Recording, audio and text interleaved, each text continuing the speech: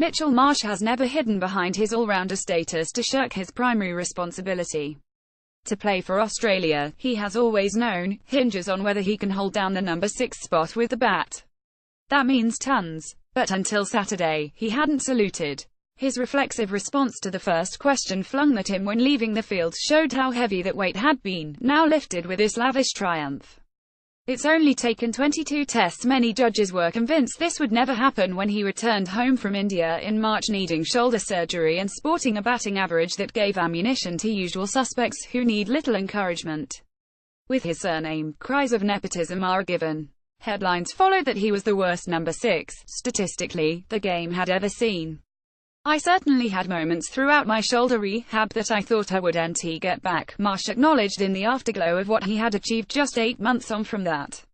With Cricket Australia's top brass briefing during the Precious Sheffield Shield rounds that they were after a player for 20 for 4 not 200 for 4, his name was barely in the conversation.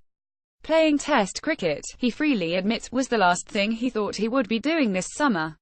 But there he was, walking out at 258 for 4. Onto his home ground, with his parents and grandparents sitting in the seats they always do, but directed never to leave their seats while he bats, even for the loo. Probably uncomfortable for them by stumps in that case, but Marsh himself had never felt more at ease. The whole build-up to this game one have been a lot more confident than I have been in the past, he said. This mindset, he explained, was a product of thorough planning with batting coach Scott Moyleman to ready himself for the next chance. As he forced England into the dirt, it was Moyleman who he couldn't wait to call after play. He has changed the way I defend and think about the game, Marsh said. When I got back from India, I was in a pretty bad place with my cricket, but he got a hold of me and changed my game. I finally worked out after 8 years I can't just plonk onto the front foot.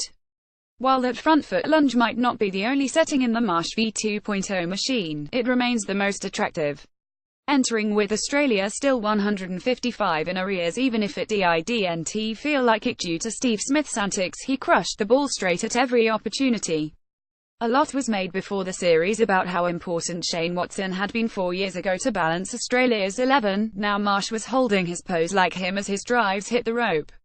Ashes: Australia in control over England after Steve Smith double century. Video report: when slaying Stuart Broad twice to the rope before tea, Marsh took off on a joyous sprint to mark reaching 3 figures. His teeth were visible from the enormous smile. The Australian balcony was as emotional as he was, his brother Sean in the front row leading the applause. When he had his own special moment in Adelaide, the younger Marsh sent him a text telling him that he loved him. It's not hard to understand why he is such a popular young man. The Barmy Army played The Great Escape on loop, but there would be none.